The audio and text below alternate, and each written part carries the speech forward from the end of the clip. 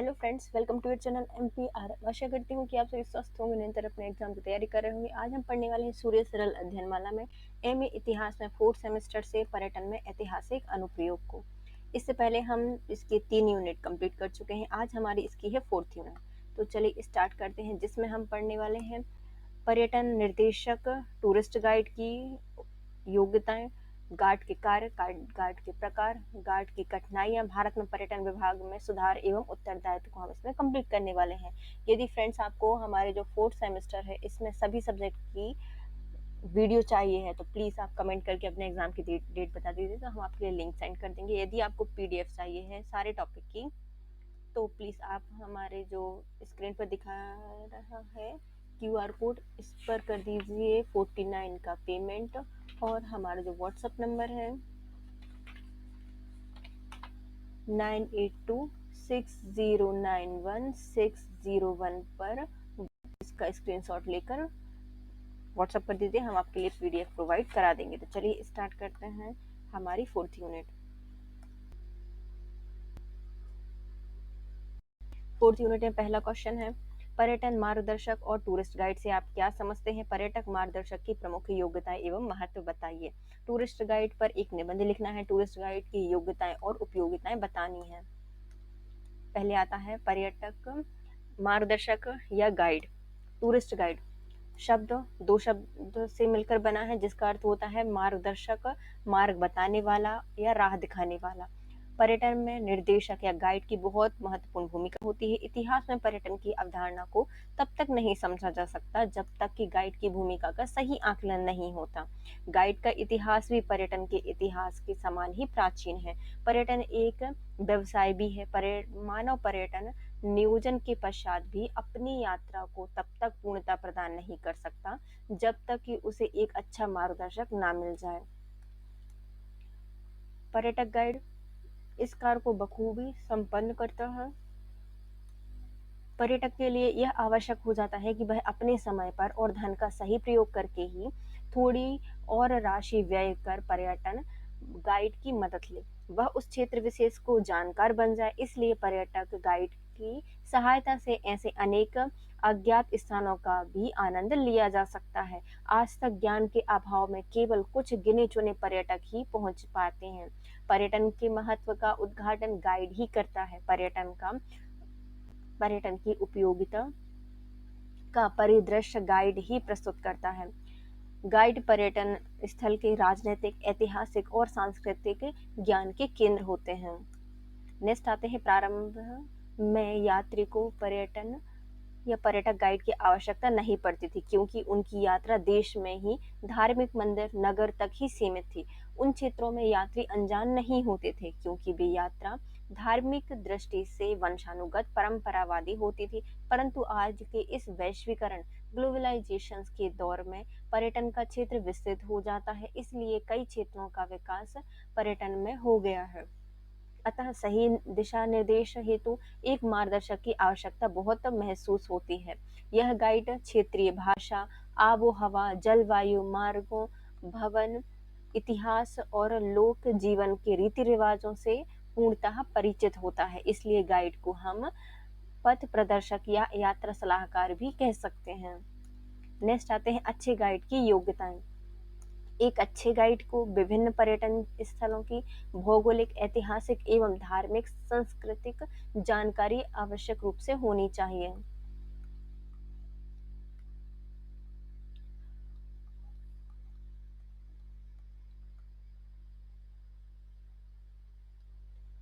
क्षेत्रीय, राष्ट्रीय एवं अंग्रेजी आदि अंतर्राष्ट्रीय भाषा का ज्ञान होना चाहिए। उसे व्यवहार कुशल, आगंतुकों के प्रति सम्मान भाव से पूर्ण होना चाहिए। उन्हें भारतीय परिवेश का एवं इतिहास तथा कला का ज्ञान होना चाहिए। क्षेत्रों की होटलों, खान पीने के स्थान, यातायात साधनों की भी जानकारी होनी चाहिए। भारतीय मुद्रा से विभिन्न देशों की मुद्राओं का विनिमय दर का ज्ञान आवश्यक होता है। इन्हें मानचित्र, कलाकृतियों के बारे में समझने का कौशल आना चाहिए। इन्हें विनम्र, धर्मनिरपेक्ष और पूर्वाग्रहों से परे होना चाहिए। नेक्स्ट आते हैं गाइड के महत्व, जो उपयोगिता है, क्यों जरूरी है गाइड की। इस पर्यटन गाइड के जो निर्देशक होता है उसका पर्यटन में बहुत महत्वपूर्ण स्थान होता है। यह यात्री तथा पर्यटन स्थल के बीच की कड़ी का कार्य करता है। यदि पर्यटन या पर्यटक के बीच से गाइड को हटा दिया जाता है तो पर्यटन अधूरा रह जाएगा। प्रारंभ में गाइड की कोई आवश्यकता नहीं होती थी क्योंकि पर्यटक दूर देश का नहीं होता था। एक प्रकार से उस स्थान तथा वहाँ के लोग के लिए अनजान भी नहीं होते थे।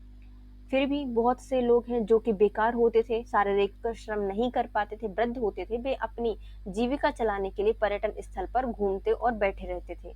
वहाँ यात्री आने पर या यात्री को देखकर स्वयं उनके साथ चलकर वहाँ के विषय में बतलाने का आग्रह करते थे। इसके लिए इच्छुक पैसे पर ही वह संतुष्ट हो जाते थे। अब इसने एक उद्योग का दर्जा ले लिया है। अब इसका विकास हुआ है। बाहर रहने वाले घरेलू एवं विदेशी पर्यटक मुख्य पर्यटन स्थलों पर बड़ी संख्या में पहुंचने लगे हैं तथा वे अपने आनंद की पूर्णता तथा ज्ञान प्राप्त करने के लिए और पर्यटन संबंधी स्थानीय कठिनाइयों से बचने के लिए उत्तरदायी व्यक्ति चुनते हैं जो एक साथ ये सारी सुविधाएं उन्हें दिला सके। ऐसे व्यक्ति जो इस काम में से पर्यटन से जुड़े गए हैं उन्हें टूरिस्ट गाइड कहा जाता है। नेक्स्ट आते हैं टूरिस्ट गाइड को परिभाषित करते समय दो प्रमुख शब्द आते हैं। पहला आता है टूरिस्ट अर्थात पर्यटक, दूसरा आता है गाइड अर्थात निर्देशक, जिनसे मिलकर यह शब्द बना है। टूरिस्ट की परिभाषा होती है आनंदार्थी, भ्रमणकर्ता के रूप में ऊपर दी गई है इसकी परिभाषा। इस क्रिया में जो निर्देश दे वह उसका गाइड या निर्देशक कहा जाता है। अतः वे लोग जो पर्यटक को पर्यटन की दिशा में उनके उद्देश्यों की प्राप्ति के साथ साथ रहकर स्थानों और सुविधाओं का निर्देशन देते हैं वे टूरिस्ट गाइड कहलाते हैं। ऐसे लोग पर्यटन केंद्रों से जुड़े होते हैं। वे सरकारी और व्यक्तिगत दोनों ही रूपों में कार्य करते हैं। नेक्स्ट आते हैं गाइड के प्रकार बताइए। जो गाइड होता है उसके कितने प्रकार होते हैं? मुख्यतः 4 प्रकार हमें पढ़ने हैं। पहले आते हैं हमारे राजनियुक्त या शासकीय गाइड, दूसरे आते हैं रजिस्टर्ड या पंजीकृत गाइड, ऐच्छिक गाइड और चौथे आते हैं परंपरागत गाइड है। पहले आते हैं राजकीय गाइड। यह राजनियुक्त निर्देशक को केंद्रीय सरकार या प्रांतीय सरकार अपने केंद्र में नियुक्त करती है। ऐसे लोग की नियुक्ति के लिए सरकार विज्ञापन देती है। उन्हें स्थानीय सांस्कृतिक भाषाओं और विविध प्रकार के प्रशिक्षण दिए जाते हैं उनसे कि वे जिसके कारण वे क्या करें पर्यटकों की सेवा कर सके और उनके पर्यटन केंद्रों के काउंटर पर भी संपर्क स्थापित करना पड़ता है। इनका कार्यकाल 2 शिफ्टों में बटा होता है अतः प्रातः 8 बजे से 12 बजे तक और अपरांत होता है दूसरा होता है 2 बजे के अपरांत 5 बजे सायंकाल तक। इनका वेतन निश्चित होता है। ये पर्यटन से लगे शासकीय कर्मचारी होते हैं। इन्हीं के माध्यम से पर्यटकों को आकर्षित किया जाता है। जो पर्यटक स्थल होते हैं उनको, ताकि उनकी जानकारी संबंधी असुविधा ना हो पर्यटकों को। नेक्स्ट आते हैं पंजीकृत गाइड। यह पंजीकृत गाइड अपने कार्य के अतिरिक्त समय का सदुपयोग करने से इससे जोड़े जाते हैं। ये इस प्रकार अपने समय का सदुपयोग भी कर लेते हैं, कुछ अर्थोपार्जन भी करते हैं। इसके लिए इनके पास के पर्यटन कार्यालय में अपने को पंजीकृत कराना पड़ता है और अपनी रुचि और ज्ञान की जानकारी देनी पड़ती है। कभी किसी पर्यटक को ऐसे निर्देशक की आवश्यकता होती है तो पंजीकरण के आधार पर इनको सूचना देकर बुलाया जाता है। ये लोग स्थानीय होते हैं जो सुविधा से उपलब्ध होते हैं या सुविधाएं उपलब्ध होती हैं इनके पास। आजकल इस कार्य में पढ़ी लिखी स्त्रियां विशेष रुचि लेने लगी हैं। इसके द्वारा उनको घूमने का जहां एक अवसर प्राप्त होता है वहीं दूसरी ओर जनसंपर्क बढ़ता है, अच्छी कमाई भी हो जाती है। प्रायः विदेशी पर्यटक निर्देशकों से प्रभावित होकर उन्हें उपहार स्वरूप बहुत कुछ दे दिया जाता है। नेक्स्ट आते हैं सस्ते किंतु अविश्वसनीय गाइड। इस प्रकार के गाइड लखनऊ के बारादरी, ग्वालियर के किले और मंसूरी के बाहर सड़कों पर कुछ ही वृद्ध और बालक सामान्य कपड़ों में ऐसे साधारण लोग देखे जा सकते हैं मानो वे राहगीर हों। वे आपको बहुत थोड़े पैसे पर घुमाने के लिए तैयार हो जाते हैं। आवश्यक नहीं है कि वे शिक्षित हों। अर्थात लखनऊ की जो बारादरी के नवाब हैं इनके परिवार के लोग जो अब इक्केवान या भिखारी का जीवन व्यतीत कर रहे हैं वे बारामदों या जो बरामदे होते हैं वहां पर खाना बदोश की तरह पड़े रहते हैं और आपको घुमाने का कार्य करते हैं पैसे लेकर। नेक्स्ट आते हैं सुनते सुनाते गाइड। ये परंपरा से ऐसी इमारतें जुड़ी होती हैं और वे पीढ़ी से उनके बारे में सुनते आ रहे हैं, मतलब बहुत पीढ़ियों से सुनते आ रहे हैं, इसलिए आपको बड़ी अच्छी सूचना इनके विषय में दे दी जाती है। इन्हीं क्रम में उनके बच्चे भी अनजाने में ही सही लेकिन इससे जुड़ जाते हैं। जैसे आगरा, राजगीर जैसे जो ऐतिहासिक स्थल है, वहां पर गांव के लोग जो थोड़े पढ़े लिखे हो जाते हैं और कहीं नौकरी नहीं कर पाते, मात्र 50-100 रुपए का पूरा क्षेत्र घुमाते हैं और वहां के विषय में जानकारी देते हैं। ये लोग ना पंजीकृत होते हैं, ना विभाग से इनका कोई संबंध होता है और ये व्यक्तिगत आधार पर कार्य करते हैं।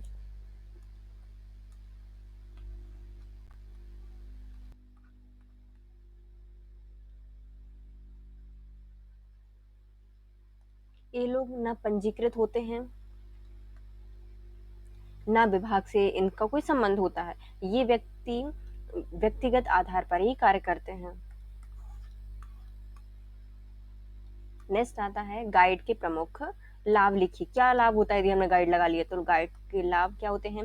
यह कम समय में कम खर्च पर अधिक जानकारी देते हैं। गाइड के द्वारा कम समय में अधिक से अधिक जानकारी किसी स्थान की प्राप्त की जा सकती है। वह कोई फालतू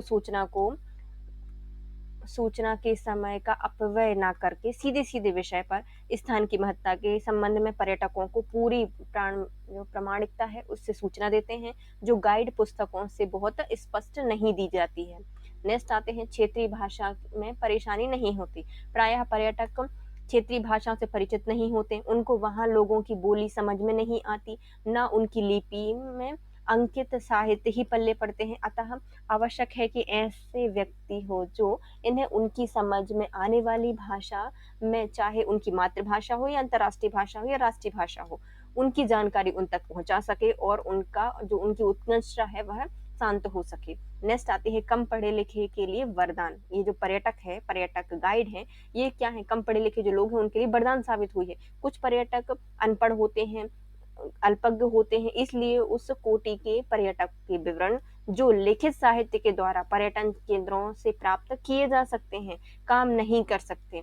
उनको तो प्रत्यक्ष रूप से सही स्थान पर समझाने और बताने वाले व्यक्ति होने चाहिए। नेक्स्ट आते हैं स्थान की जानकारी देता है। अगर एक जगह पर खड़े होकर कथा की तरह किसी स्थान के विषय में, उसका इतिहास, उसके स्थल, उसकी महत्ता आदि के विषय में बता दिया जाए तो उतना आनंद नहीं, उतना सुख भी प्राप्त नहीं होता जितना स्थान स्थान पर घूमकर उसके विषय में जानकारी प्राप्त करने से मिलता है। यह कार्य गाइड ही करता है। वह समय के सहयोगी की तरह पर्यटक को विभिन्न दर्शनीय स्थलों पर ले जाता है, रास्ते में उसे उसका इतिहास बताता है तथा स्थान पर ले जाकर एक एक वस्तु प्रत्यक्ष रूप से उसे दिखाता है और उसके विषय में उपलब्ध साहित्यिक पारंपरिक जानकारी देता है। यदि पर्यटक को कोई आशंका होती है तो उसे संतुष्ट भी करता है। नेक्स्ट आते हैं छोटी छोटी जानकारी मिलना। पर्यटक घूमने के लिए स्थानीय गाइड बुक खरीदता है, उसके दर्शनिक स्थल को चिन्हित करता है, उसके महत्व के बारे में, विषय में जानकारी आदि अधूरी रहती है, पर उसे वहां ठीक से कम समय में बिना लोगों से बार बार पूछे संभव नहीं हो सकता। साथ ही उस स्थान की छोटी छोटी वस्तुएं भी जो उस मानचित्र में अंकित नहीं होती, उन्हें जानकारी के अभाव में देखना संभव नहीं होता। ये सारी बाधाएं गाइड बहुत ही आसानी से दूर कर सकता है। फिर आते हैं जो आसपास के पर्यटन स्थल हैं उनकी जानकारी। जिस स्थान के लिए यात्रा की जाती है उसके पड़ोस में क्या है, वहां कुछ और आनंद का स्थान देखा जा सकता है जो जानकारी गाइड पुस्तक में नहीं होती। स्थानीय लोगों से पूछना हमेशा उचित नहीं होता क्योंकि वे पर्यटकों की रुचि से परिचित नहीं होने के कारण उनको उतना महत्व नहीं देते जो आवश्यक है। यह कार्य गाइड ही कर सकता है। नेक्स्ट आता है ठहरने, घूमने और खाने पीने की उचित सलाह। स्थानीय लोगों द्वारा उत्पन्न असुविधा भी पर्यटकों के साथ साथ नहीं छोड़ती, चाहे कम हो या अधिक हो। कहीं चोरी, कहीं डकैती, कहीं दुर्व्यवहार, कहीं शारीरिक कष्ट आदि पर एक गाइड के साथ रहने से इन सभी दुर्भाग्य अवस्थाओं से पर्यटक बच सकता है। उसे ठहरने, भोजन, जलपान, सवारी और दूसरी वस्तुओं के लिए ना तो भटकना होता है और ना ही गलत हाथों में फंसना होता है, बल्कि वह बड़े इत्मीनान से आशक्त होकर अपनी सुखद यात्रा कर सकता है। नेक्स्ट आते हैं गुप्त रहस्य और गुप्त जानकारी की प्राप्ति। अगर लखनऊ के इमामबाड़े या भूल भुलैया में आप जाएं तो अंदर जाकर फंसना स्वाभाविक है। दूसरी ओर ताजमहल में जाने पर उसकी मुगल कालीन कलात्मक विशेषताओं का दर्शन भी हो जाता है, पर एक वैशिष्ट को प्रत्येक व्यक्ति समझ नहीं सकता।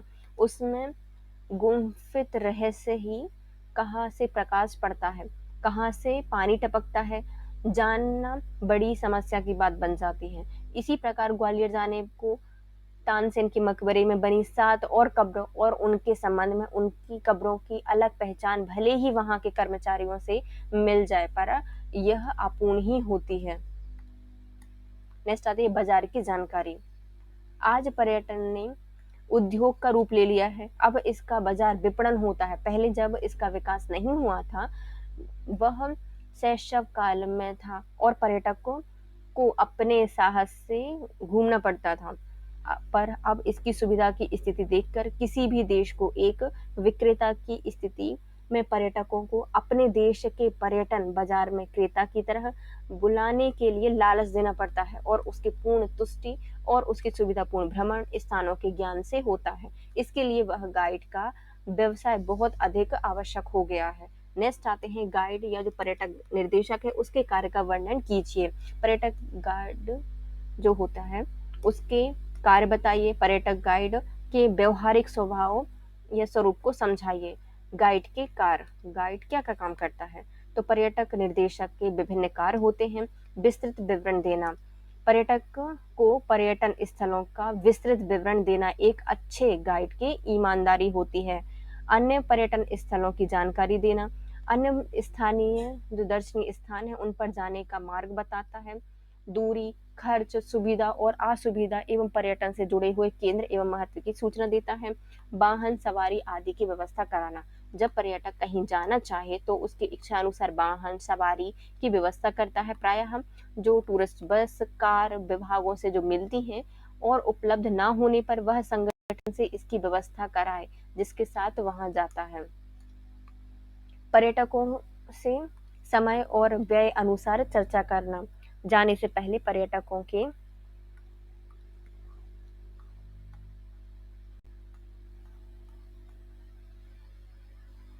समय और व्यय की सीमा के अनुसार वह पर्यटन चक्र बनाता है जिसकी स्थिति पर्यटक से प्राप्त होने पर उसी के अनुसार वह यात्रा प्रारंभ करता है। नेक्स्ट आता है आवश्यकता अनुसार पूर्व से व्यवस्था करना। यात्रा प्रारंभ करने की पूर्व आवश्यकता की वस्तुओं को उसे सलाह देता है और कहीं उससे रात्रि में ठहरना होता है तो गंतव्य स्थान से ही इसकी इकाई द्वारा या संबंधित इकाइयों के द्वारा तार या टेलीफोन से उसे तय कर लेता है कि वहां जाकर कठिनाई न हो। यदि वहां से दूसरे साधन से कहीं पड़ोस में कुछ देखने जाना हो तो नौका, इक्का आदि, तो उसको वहां के विभागीय व्यक्ति या एजेंसी से संपर्क करके पूर्व में ही व्यवस्था करा लेता है। नेक्स्ट आता है मार्ग में अनाउंसमेंट या घोषणाएं करते रहना। रास्ते में वह स्थान का इतिहास, मार्ग में दर्शाने वाले दार्शनिक स्थलों की जानकारी, वहां का संक्षिप्त भूगोल, लोगों की रुचियां, निवासियों आदि के विषय में संक्षिप्त में बताता है कि पर्यटक का समय भी रास्ते में कट जाए और उससे पूर्व स्थान की बहुमुखी परिचय भी प्राप्त हो सके। नेक्स्ट आता है संबंधित स्थलों और संस्कृति का पूर्ण ज्ञान होना। फिर वहां पहुंचकर ठहराव आदि के स्थान पर उससे पहुंचाता है। वहां से समय अनुसार जो भी पुरातात्विक, कलात्मक, ऐतिहासिक स्थल या सांस्कृतिक सामग्रियां होती हैं वहां जाकर दिखाता है तथा वहां के विषय में बताता है। इस क्रिया में वह संबंधित इतिहास का ज्ञान उसे विशेष रूप से देता है। फिर आता है यात्रा परिपथ या चक्र का ज्ञान ना होना। समय में लगे प्राकृतिक दृश्य से स्थलों पर, चाहे उद्यान, समुद्र तट, बंदरगाह या उद्योग केंद्रों पर भी उसे पहुंचाता है जहां से वे जाना चाहें। अपनी यात्रा का पूर्ण आनंद प्राप्त करते हैं। इसके बाद निर्धारित क्रम के अनुसार उन्हें फिर घुमाते हुए वापस उसी स्थान पर पहुंचा देता है जहां से उन्होंने यात्रा को छोड़ना चाहा या छोड़ना चाहते हो। नेक्स्ट आते हैं पर्यटक को अधिक सुविधा दिलाना। पर्यटन विभाग का उद्देश्य है कि पर्यटकों को अत्यधिक सुविधा देना।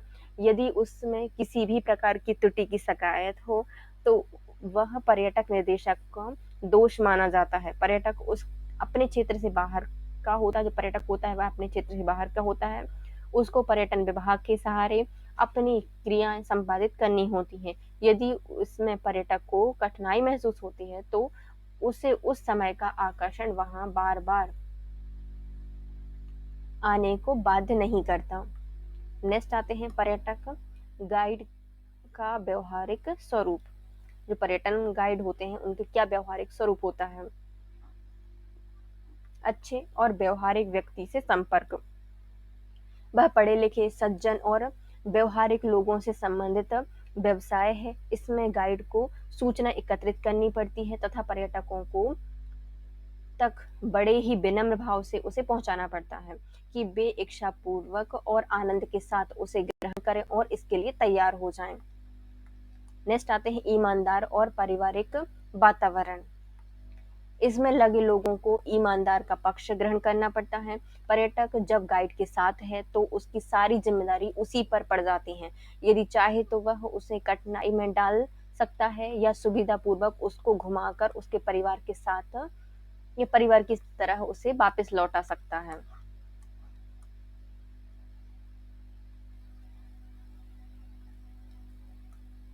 भाषा, विनम्रता एवं आकर्षण। अपनी भाषा में विनम्रता, माधुर्य, लोच, आकर्षण, गति होनी चाहिए ताकि वह कम से कम समय में अपनी अधिक से अधिक बात बिना किसी पक्षपात, दूसरों की आलोचना के संयत और प्रभावी रूप से उसके सम्मुख रख सके। फिर आते हैं बहुमुखी प्रभावशाली व्यक्तित्व। इसमें कार्यरत व्यक्ति बहुमुखी प्रतिभा का होना चाहिए। इसमें एक ही साथ इतिहासकार, भौगोलिक, कला परखी आदि का स्वरूप जीवंत होना चाहिए ताकि वह विद्वान की तरह उसकी व्याख्या कर सके। फिर आते हैं परंपरा में विश्वासवादी होना। परंपरा में उनका विश्वास होना चाहिए क्योंकि आज का पर्यटक परंपराओं से अपने आप को जोड़ना अधिक पसंद करता है। फिर आते हैं स्थानीय इतिहास और स्थलों की पर्याप्त जानकारी।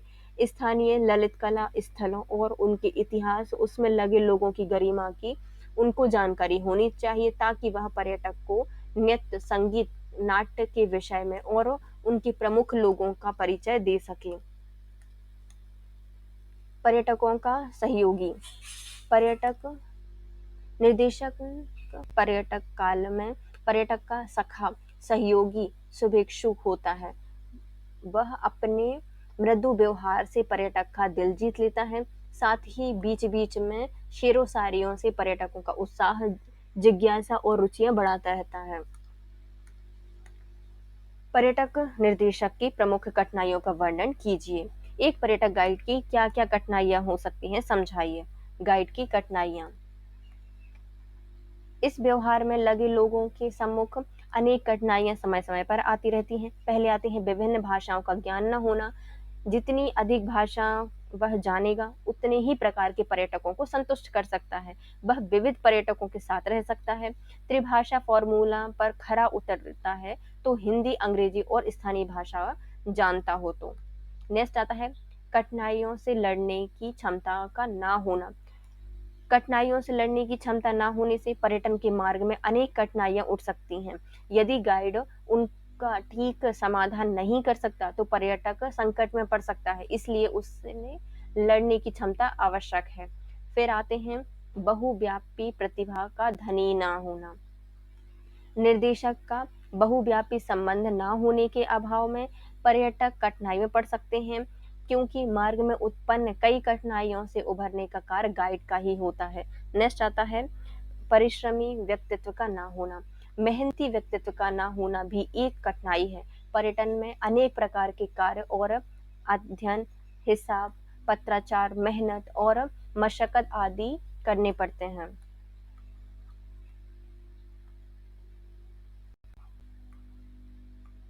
अच्छा व्यक्तित्व का न होना। यदि पर्यटन का गाइड दुवर्षनी, आलसी, कमजोर या अन्य बुरी आदतों का होता है तो वह यात्री के लिए कठिनाइयां खड़ी कर सकता है। नेक्स्ट आता है तकिया कलाम का आदी न होना। पर्यटक गाइड में हकलाना, तुतलाना, बोलने में अटकने जैसी बुराइयां नहीं होनी चाहिए, अन्यथा वह हंसी का पात्र बन सकता है। नेक्स्ट आता है तत्काल निर्णय ना ले पाना। यदि पर्यटक गाइड तत्काल निर्णय नहीं ले पाता है तो अपने पर्यटकों को मुसीबत में डाल सकता है। यदि इन कमियों को दूर करने की क्षमता एक गाइड में नहीं होती है तो वह खुद भी समस्याओं में गिर जाएगा और साथ ही अपने पर्यटकों को भी उलझा देगा। फिर आते हैं भारत में पर्यटन विभाग का प्रमुख वर्णन कीजिए। भारत में पर्यटन विभाग सन 1963 में झा कमेटी की पर्यटन रिपोर्ट में संस्तुति की गई थी कि सार्वजनिक क्षेत्र को पर्यटन विकास की महत्वपूर्ण भूमिका अदा करनी चाहिए।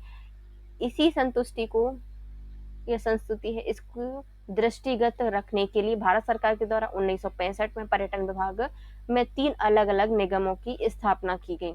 3 अलग-अलग निगम कौन से थे? पहले आते हैं hotel corporation of India limited, दूसरा इंडियन टूरिज्म कॉरपोरेशंस लिमिटेड, तीसरा है Indian tourism transport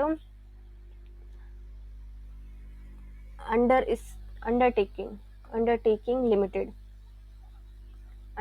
limited, hotel corporation of India limited, Indian tourist corporation limited और Indian tourism transport undertaking limited. उक्त तीनों निगमों की स्थापना की कंपनी एक्ट है वो है 1956, इसके तहत इसकी स्थापना की गई थी। तीनों निगमों की स्थापना का उद्देश्य है सार्वजनिक क्षेत्र में होटलों का निर्माण करना और प्रबंधन करना, पर्यटन विकास एवं प्रचार के लिए सामग्री तैयार करना और पर्यटकों को परिवहन सुविधा उपलब्ध कराना। उक्त तीनों नियमों को चलाने में जब सरकार ने आर्थिक बोझ महसूस किया तब तीनों निगमों की नीति तथा आर्थिक समन्वय को ध्यान में रखते हुए एक संयुक्त निगम भारतीय पर्यटन विकास निगम में परिवर्तन कर दिया गया। इस प्रकार अक्टूबर सन 1967 में भारतीय पर्यटन विकास निगम का सार्वजनिक क्षेत्र में उदय हुआ। विलय के बाद भारतीय पर्यटन विकास निगम ने 1 अक्टूबर 1967 में भारतीय पर्यटन विभाग के नियंत्रण में सार्वजनिक क्षेत्रों के कार्य प्रारंभ किए।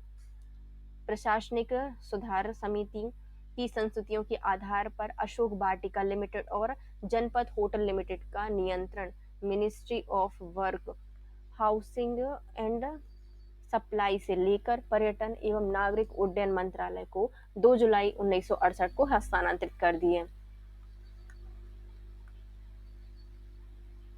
लोधी और रंजीत होटल भी भारतीय पर्यटन विभाग में मार्च 1970 में मिला दिया गया। इस प्रकार पर्यटन विभाग का संपूर्ण स्वरूप 28 मार्च 1970 को विकसित हुआ।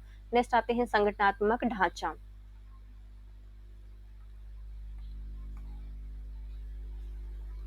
निगम के अनुसार यह व्यवस्था है कि भारत के राष्ट्रपति समय समय पर निगम के डायरेक्टरों की संख्या को निर्धारित करेंगे और निगम में डायरेक्टर की संख्या कम से कम 2 और अधिक से अधिक 15 होती है। निगम का बोर्ड ऑफ डायरेक्टर समय समय पर बदलता रहता है। चेयरमैन भारतीय पर्यटन विकास निगम के संविधान में आर्टिकल 61B में व्याख्या की गई है कि भारत के राष्ट्रपति संविधान में उल्लिखित शर्तों और प्रावधानों को ध्यान में रखते हुए मानदेय के आधार पर उपयुक्त व्यक्ति को चेयरमैन नामित करेंगे। प्रशासकीय सुधार आयोग ने सिफारिश की और सार्वजनिक क्षेत्र में निगमों में पूर्णकालिक चेयरमैन मैनेजिंग डायरेक्टर होना चाहिए, जिसे सरकार ने स्वीकार कर लिया। फिर आते हैं विभाग, डिवीजन क्या क्या है। भारतीय पर्यटन विकास निगम के कार्यों को 6 विभागों में बांट दिया गया है। मार्केटिंग, विपणन, होटल्स, नियोजन, उत्पादन, प्रचार, वित्त एवं प्रशासन। प्रत्येक विभाग का अध्यक्ष जनरल डिविजनल मैनेजर होता है जो अपने विभाग की नीति एवं नियोजन के लिए उत्तरदायी होता है। फिर आते हैं निगम द्वारा विभाजित विभाग निम्नलिखित है। पहले आते हैं पर्यटक सेवा विभाग, दूसरा प्रचार विभाग, तीसरा वित्त लेखा विभाग, चौथा वित्त संसाधन, पांचवा परियोजना विभाग, छठवां वाणिज्यिक विभाग एवं व्यवसायिक विभाग और सातवां आता है प्रशासनिक विभाग। भारतीय पर्यटन विभाग मतलब विकास निगम के द्वारा भारतीय पर्यटन विकास निगम के द्वारा 5 करोड़ रुपए की मूलधन राशि के साथ व्यवसाय में उतरा था। 1973-74 में यह धनराशि बढ़कर 30 करोड़ हो गई और सन 1981 से 82 में 60 करोड़ हो गई। चूंकि निगम भारत सरकार द्वारा अनुबंधित है, अतः वित्तीय संसाधन केंद्र सरकार द्वारा भी नियम अनुसार आवंटित कर दिए जाते हैं। वर्तमान में केंद्र सरकार इस निगम को वित्त उपलब्ध नहीं करा रही है। सरकार का निर्देश है कि निगम अपने वित्त संशोधन को स्वयं विकसित करे और कार्य योजनाओं पर स्वयं धन खर्च लगाए, मतलब धन खर्च जो है धन दे या लगाए। भारतीय पर्यटन विकास निगम अपने कुछ होटल्स को बेचने की नीति पर भी विचार कर रहा है। यह तथ्य महत्वपूर्ण है कि अपने उदय से लेकर आज तक यह निगम लाभ में रही है। हालांकि लाभांश प्रतिशत काफी न्यून रहा है। विभाग की स्थापना का उद्देश्य, जैसा कि इसके नाम से ही स्पष्ट है, पर्यटन के विकास के लिए एक मजबूत आधार तैयार करना है।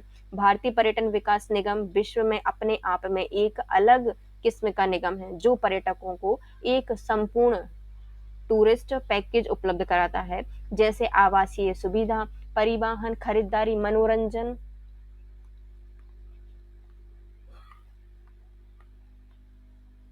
प्रचार, निजी पर्यटन, यात्रा संगठन से प्रतिस्पर्धा के कारण निगम अपने ग्राहकों को बेहतर सेवा देने के प्रति जागरूक है।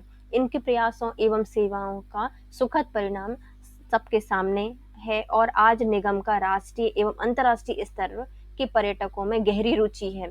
निगम से संबंध 35 होटलें और मोटल्स आदि हैं, जो 4000 शयन कक्ष हैं, जिसमें भारत में पर्यटकों को पर्यटक आवासीय सुविधा उपलब्ध कराने वाले अशोक ग्रुप ऑफ होटल्स की एक लंबी श्रृंखला है। अशोका ग्रुप ऑफ होटल्स को 3 श्रेणियों में बांटा गया है: एलाइट, क्लासिक और कंफर्ट होटल्स। प्रथम 2 श्रेणियों के होटल्स डीलक्स और 3 से 4 से मतलब 3 या 5 स्टार्स सुविधा से युक्त होते हैं, जबकि जो कंफर्ट हाई बजट वाले होते हैं, यह अशोका ग्रुप ऑफ होटल्स का भौगोलिक विस्थापन निम्नवत है। पहले आते हैं जो अशोका एलाइट्स होटल्स हैं वो। अशोका होटल्स नई दिल्ली, अशोका होटल्स नई Delhi, hotel Samrat Nai Delhi, hotel Ashok Bangalore, hotel airport Ashok Calcutta, Kovalam Ashoka beach resort Kovalam, Lalitha Mahal palace hotel Mysore.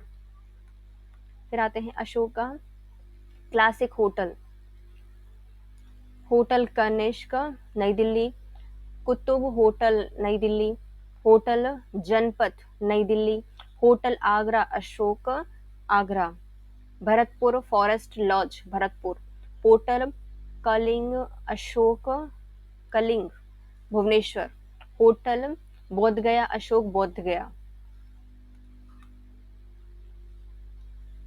Hotel Jaipur Ashok Jaipur, hotel Jammu Ashok Jammu, hotel Khajuraho Ashok Khajuraho, hotel Madurai Ashok Madurai, temple bay Ashok beach resort Mahabalipuram, hotel Manali Ashok Manali, hotel Pataliputra Ashok Patna, Lakshmi Vilas hotel Udaipur, hotel Varanasi Ashok Varanasi,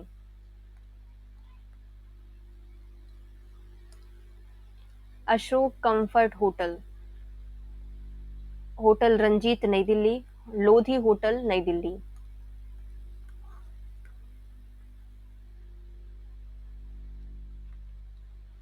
Ashok Yatri Niwas नई Delhi, hotel lake view Ashok Bhopal, hotel Brahmaputra Ashok Guwahati, hotel Hassan Ashok Hassan, hotel Donyi Polo Ashok Itanagar, hotel Jufu Ashok Kohima, hotel Pondicherry Ashok Pondicherry, hotel Nilachal Ashok Puri,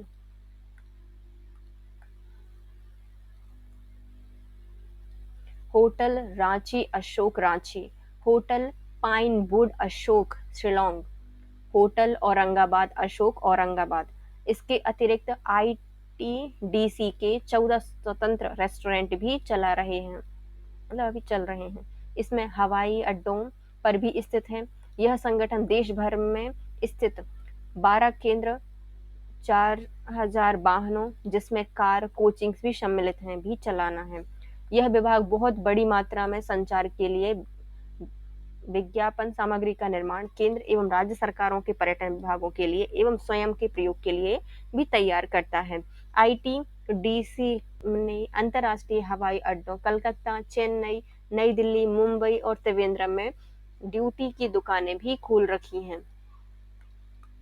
हाल ही में ऐसी एक दुकान Ashok hotel में भी खोली गई है। आईटीडीसी ध्वनि, प्रकाश एवं कार्यक्रमों का संचालन भी विभिन्न ऐतिहासिक पर्यटन स्थलों पर आयोजित कर रहा है, जैसे दिल्ली के लाल किले में, साबरमती आश्रम में, अहमदाबाद में दिखाए जाने वाले ध्वनि और प्रकाश कार्यक्रम एशिया में प्रमुख हैं। फिर आते हैं वर्तमान में आज एक विशाल संगठन जो कि एक नए क्षेत्र में विकास कर रहा है। होटल विकास के क्षेत्र में प्रबंधन प्रशिक्षण, पर्यटकों के लिए पर्यटन स्थलों का सचित्र जानकारी भी दे रहा है। इनकी अपनी travels agency Ashok travels and tour पूरे देश भर में फैली स्वदेशी एवं विदेशी पर्यटकों को परिवहन सेवाएं उपलब्ध करा रही है। अशोका ट्रेवल्स एंड टूर जो पूरे देश भर में पैकेज टूर, जैसे भारत में खरीदारी के लिए पर्यटन, नव दंपत्ति पैकेज टूर, ध्वनि tour, travel, temple and Siraj tour, mountain towards, south India tour और वरिष्ठ नागरिकों के लिए स्पेशल टूर आयोजित करा रहा है।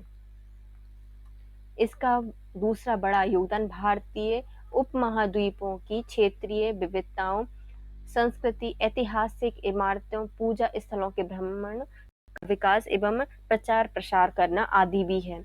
निगम के कार्य निम्नलिखित इस प्रकार हैं। फ्री ड्यूटी फ्री दुकानें होनी चाहिए, ध्वनि प्रसारण कार्यक्रम, पैकेज टूर का प्रावधान करना, प्रचार प्रसार करना, उसकी सामग्री उपलब्ध कराना, आवास व्यवस्था का प्रबंधन करना और यातायात का प्रबंधन करना या प्रावधान करना। नेक्स्ट आती है इसकी 5th यूनिट जो कि हमारे पर्यटन की लास्ट यूनिट है।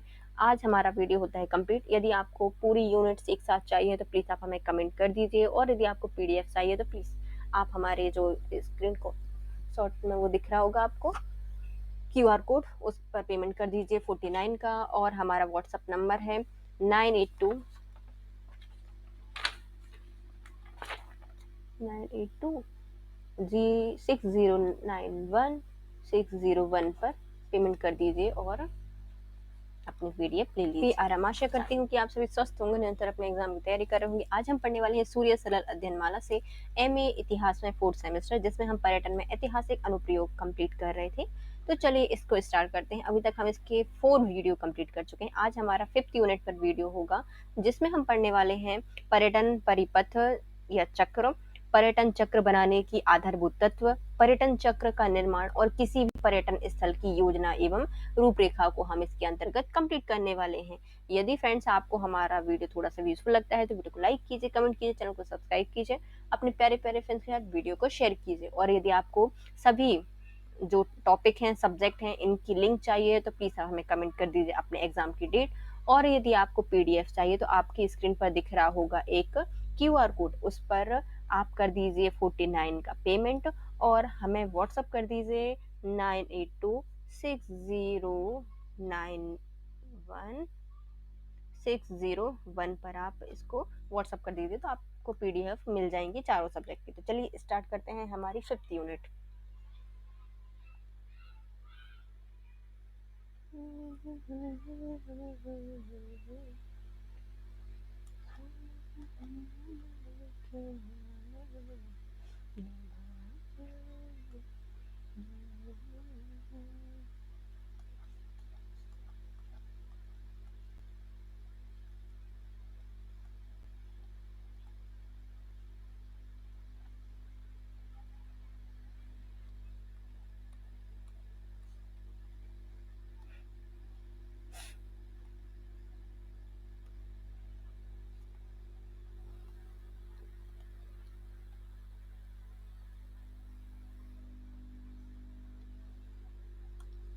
फिफ्थ यूनिट का पहला क्वेश्चन है, पर्यटन चक्र से क्या आशय है।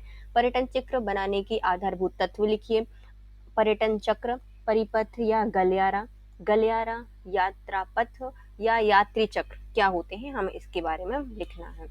तो सबसे पहले आता है पर्यटन चक्र से आशय। पर्यटक के लिए आवश्यक है कि वह अपने पर्यटन क्षेत्र को निर्धारित करे कि कहाँ कहाँ उसे जाना है। इस निर्णय के बिना पर्यटक की स्थिति एक गंतव्य विहीन नाविक की होती है, जो उसका किनारा न जान सकने के कारण समय, द्रव्य, शक्ति का मात्रा अपव्यय ही करेगा। उससे लाभ के रूप में या उद्देश्य पूर्ति के रूप में कुछ भी प्राप्त नहीं होगा। अतः पर्यटन प्रारंभ के पूर्व उसको अपने गंतव्य को निश्चित करना होगा। रास्ता लंबा या छोटा भी हो सकता है,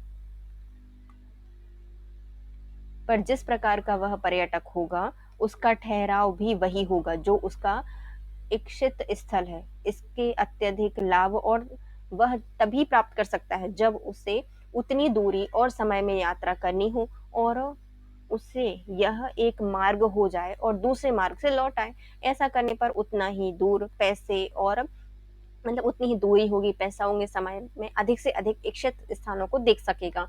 इसी नियोजन के उद्देश्य से कि कम से कम समय में अपने निर्धारित पैसे में वह अधिक से अधिक स्थल अपनी रुचि के अनुसार देख सके, यह योजनाएं बनाई जाती हैं। इसे क्या कहा जाता है, पर्यटन चक्र कहा जाता है। इसमें निर्देशक पर्यटक दोनों की ही सुविधा रहती है। यही पर्यटन की वैज्ञानिक रीति है। इस प्रकार के चक्रात्मक योजना को पर्यटन के संबंध में किसी विशेष पर्यटक के लिए बनाई जाती है, उसे पर्यटन चक्र कहा जाता है। अतः कहा जा सकता है कि पर्यटन चक्र एक चक्रात्मक पर्यटन की योजना होती है जो पर्यटन के पूर्व पर्यटन के उद्देश्य से बनाई जाती है। इसमें वह मार्ग एक मार्ग से जाकर दूसरे मार्ग से लौटता है तथा यह निश्चित समय, व्यय और उद्देश्य के अनुरूप होती है। नेक्स्ट आते हैं पर्यटन चक्र बनाने के आधारभूत तत्व। पर्यटन एक ऐसा विशेष उद्देश्य की पूर्ति के लिए होता है जो चाहे उसका उद्देश्य सांसारिक हो, सांस्कृतिक स्थल हो, ऐतिहासिक स्थल हो, धार्मिक स्थल हो, कोई भी स्थल हो सकते हैं, उनको देखना हो, ऐतिहासिक सामग्रियों का निरीक्षण करना हो, अवकाश का समय बिताना हो आदि।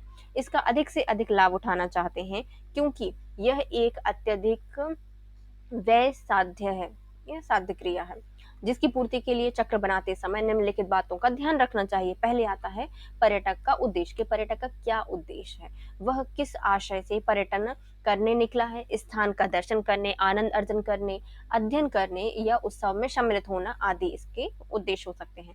पर्यटक का समय, पर्यटन में समय महत्वपूर्ण होता है। जिस उद्देश्य से वह चल रहा है उसके आयाम अत्यंत विस्तृत हैं, पर उसमें से वह उन्हीं आयाम को अपनी परिधि की बिंदु बनाएगा जो उसकी समय सीमा में आएगा। इसलिए वह अपेक्षा मतलब इसलिए यह अपेक्षा की जाती है कि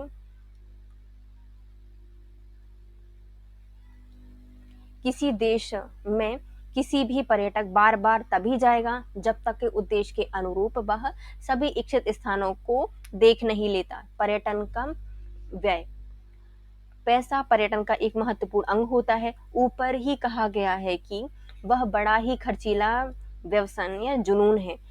यह अपनी आय का एक निश्चित रकम बचाकर इस पर एक समय खर्च करना चाहता है। उसी में उसको अधिक से अधिक आनंद दिलाना पर्यटक योजक का लक्ष्य होना चाहिए कि उससे व्यय किए जाने वाले पैसों से अधिक उपयोगिता प्राप्त कर सके। वैसे कहा जाता है कि शौक की कोई कीमत नहीं होती। मौसम की अनुरूपता, अगर गर्मी के दिनों में पर्यटन के लिए मरुभूमि का क्षेत्र चुना जाए और जाड़े के दिन में पहाड़ी क्षेत्र चुन लिया जाए तो पर्यटक को बहुत कष्ट होगा। अतः पर्यटन के लिए मौसम के अनुरूप स्थानों का चयन करना आवश्यक होता है। नेक्स्ट आते हैं पर्यटक का स्वभाव और स्वास्थ्य। पर्यटक युवा हो सकता है या वृद्ध हो सकता है, उसके स्वास्थ्य के अनुरूप उसकी इच्छित यात्रा का स्थान निर्धारित करना चाहिए। युवा के लिए हम पहाड़ी क्षेत्र ले सकते हैं, पर वृद्धों के लिए ऐसा करना उचित नहीं है। इसके लिए सामान्य स्थलों पर ही केंद्रित होना चाहिए। उन्हें वाहन से सुविधापूर्ण पहुंचाया जा सकता है जहां पर। नेक्स्ट आते हैं सामूहिक पर्यटन या पारिवारिक पर्यटन।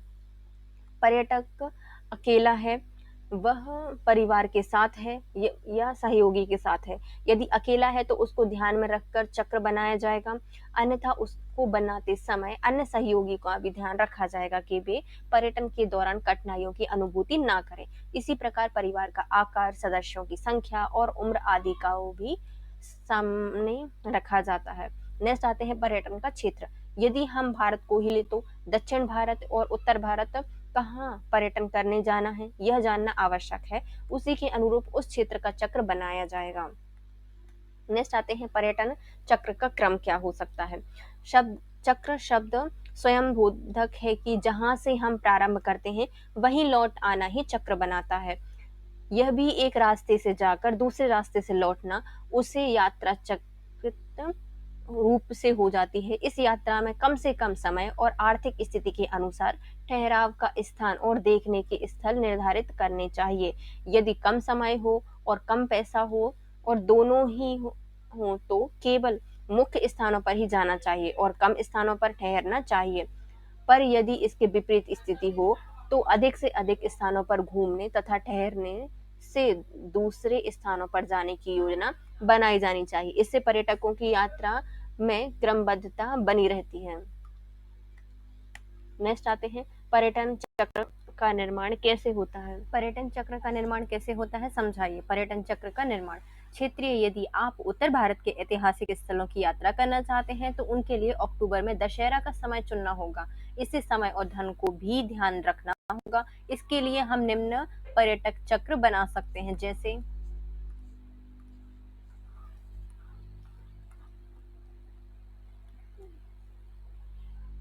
वाराणसी एक दिन ठहरकर दूसरे दिन गाड़ी से इलाहाबाद जाकर वहां के ऐतिहासिक किला, संगम, स्वराज भवन स्वराज भवन, संग्रहालय, कौशाम्बी की खुदाई आदि दूसरे दिन देखकर लखनऊ के लिए प्रस्थान करना होगा। वहां एक रात ठहरकर विभिन्न ऐतिहासिक इमारतें देखना और विधानसभा, संग्रहालय, चिड़ियाघर आदि देखकर दूसरे दिन सीतापुर जाकर नैमिसारण भ्रमण करेंगे। फिर उसी दिन हरिद्वार के लिए प्रस्थान किया जाएगा। वहां पर हर पेड़ी और कनखल में दक्ष प्रजापति का मंदिर, मनसा देवी और चांडी देवी का मंदिर देखेंगे। एक दिन देखना होगा। दूसरे दिन ऋषिकेश जाकर लक्ष्मण झूला, विशाल मंदिर, गीता भवन, परमार्थ निकेतन और काली कमली अमावस आश्रम जो है वो देखेंगे। नीलकंठ महादेव को देखना। वहां से देहरादून और मैसूर जाकर दिल्ली पहुंचना। मसूरी जाकर दिल्ली पहुंचना। वहां ऐतिहासिक इमारतों के साथ संसद भवन, राष्ट्रीय संग्रहालय, राष्ट्रीय पुस्तकालय और लाल किला, स्वतंत्र भारत के कर्णधारों की समाधि, मेहरौली का लौह स्तंभ आदि देखकर आगरा आना। वहां का ताजमहल,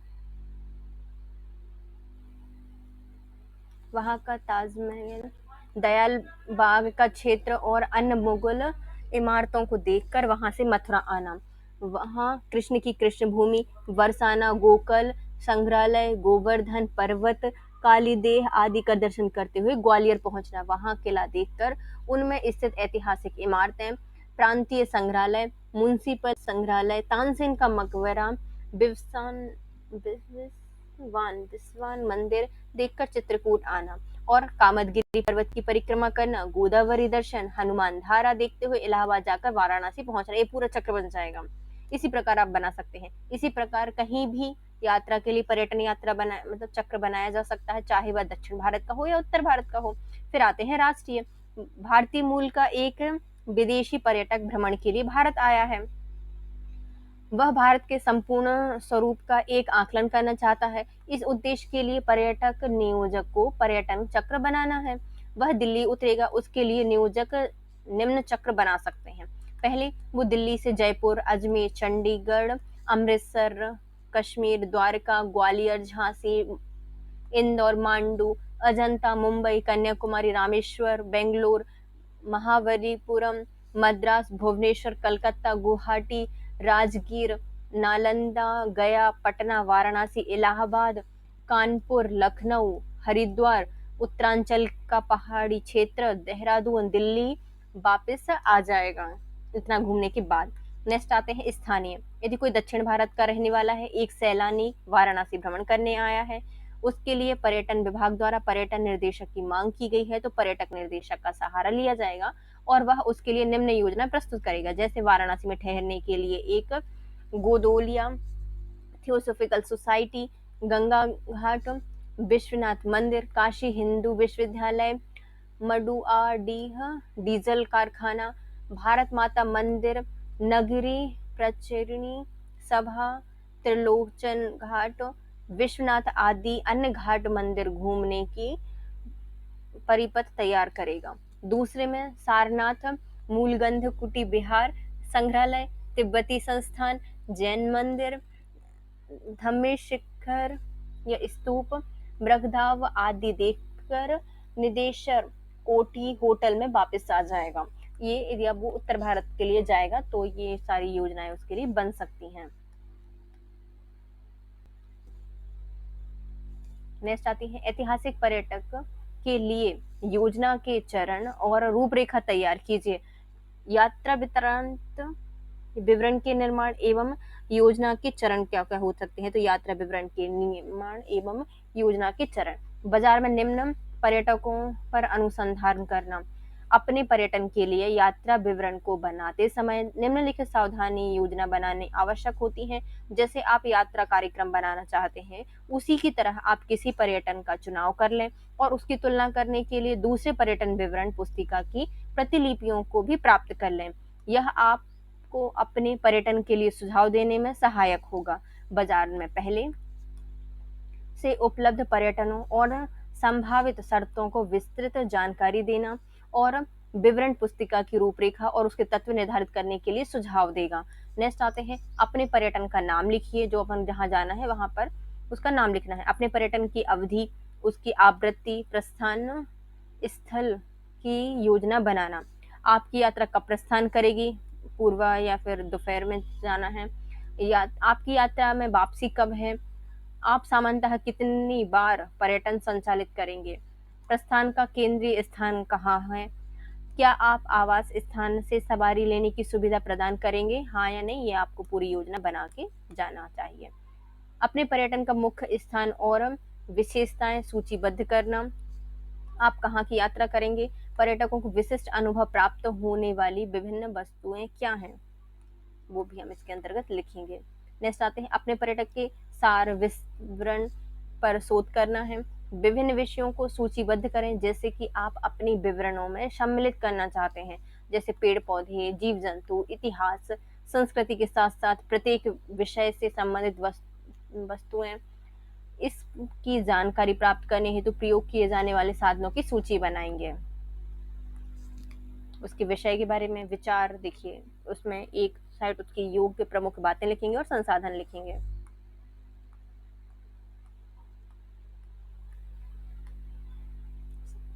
छठवें चरण में क्या करेंगे, किसी तीसरे दल की गतिविधियों, आकर्षण, प्रवेश शुल्क और समावेश की सूची बनाएंगे। अन्य कंपनियों द्वारा प्रदान किए जाने वाले अन्य गतिविधियों और प्रवेश शुल्क की सूची बनाएंगे।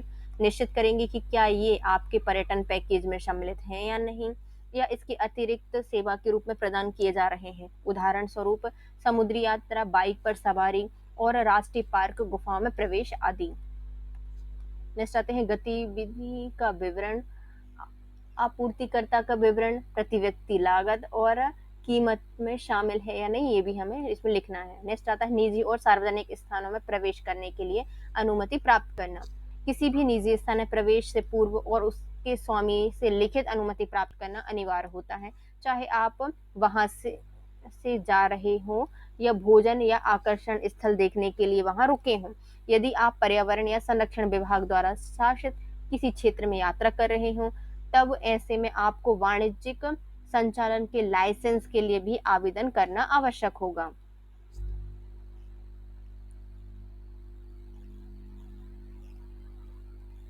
नेक्स्ट आता है यदि आपके यात्रा वृत्तांत में आदिवासी भूमि प्रतिबंधित क्षेत्र में शामिल होना है, तब आपको वहां तक पहुंचने की स्वीकृति प्राप्त करने के लिए अनुमति पत्र के लिए आवेदन करना आवश्यक है।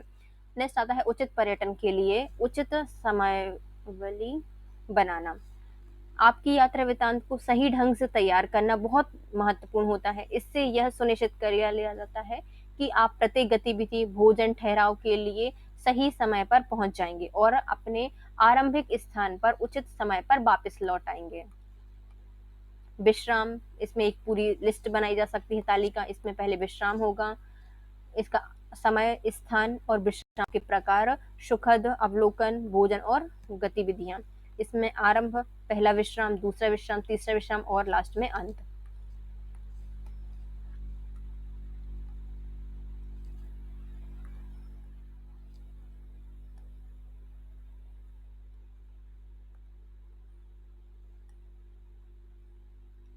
नेक्स्ट आता है यात्रा वृतांत का परीक्षण करना। यह सुनिश्चित करने के लिए कि आप सही समय का पालन कर पाते हैं, कई बार पूर्वारंभ करना आवश्यक होता है, पूर्वाभ्यारंभ या पूर्वाभास करना आवश्यक होता है। इस उद्योग की जानकारी रखने वाले लोगों को आमंत्रित करना और एक अच्छा तरीका है जो आपके पर्यटन के लिए तार्किक सुझाव दे सकते हैं। नेक्स्ट आते हैं यात्रा वृतांत तैयार करने के लिए पृष्ठभूमि की जानकारी। यात्रा की अवधि, प्रत्येक शहर घूमने में लगने वाले न्यूनतम समय, यात्रा का उद्देश्य, विशेष रुचि, यात्रा विवरण में सम्मिलित किए जाने वाले शहरों का चयन, शहरों के बीच यात्रा का माध्यम, सड़क, रेलगाड़ी या विमान द्वारा, विमान और रेलगाड़ी के किसी विशेष भाड़े का चयन, उपयोग में लाए जाने वाले होटलों का चयन, अंतर्राष्ट्रीय हवाई अड्डे से प्रथम आगमन और अंतिम प्रस्थान, प्रतिबंधित क्षेत्र के स्थानों में समावेशन हेतु अनुमति लेना और यात्रा करने का सर्वाधिक उचित समय। यात्रा विवरण में क्या शामिल और क्या शामिल नहीं करना है। शामिल क्या क्या करेंगे हम, पहले तो डेट, दिनांक, समय सहित ठहरने के लिए सही स्थान की सूची, शहर, देश, दार्शनिक स्थानों का संक्षिप्त विवरण, होटल का नाम, वाहन का प्रकार, आवागमन एवं प्रस्थान का समय, भोजन योजना के बारे में सूची, शहर, देश, दार्शनिक स्थल, रेस्तरां, होटल की अतिरिक्त जानकारी देना, अधिक से अधिक उचित मानचित्र प्रदान करना, स्थानीय भाषा में लिखित नामों और स्थानों की जानकारी देना, गंतव्य स्थान की विशिष्ट जानकारी देना, उदाहरण होटल मतलब घोटाले या सीमा शुल्क वगैरह भी आपको देना इसके अंतर्गत आता है। नेक्स्ट आते हैं शामिल क्या क्या नहीं करना चाहिए। तो हम इसमें अत्यधिक विवरण को शामिल नहीं करेंगे, इससे भ्रम हो सकता है। निर्देशों को अस्पष्ट नहीं बनाएंगे। नए शहरों में आते समय बहुत कुछ ध्यान भंग करने वाला होता है, इसलिए जहां तक संभव हो विशिष्ट सूचना दें। समय के स्वरूप, स्वभाव, आयु वर्ग, शारीरिक असमर्थता, खान पान की आदत आदि भाषा के अवरोधों को भी ना भूलें, ये भी अवरोध पैदा कर सकती हैं। इसके साथ हमारी 5 यूनिट्स होती है complete guys. If you like my video please share, subscribe and comment. Thank you so much guys, have a nice day.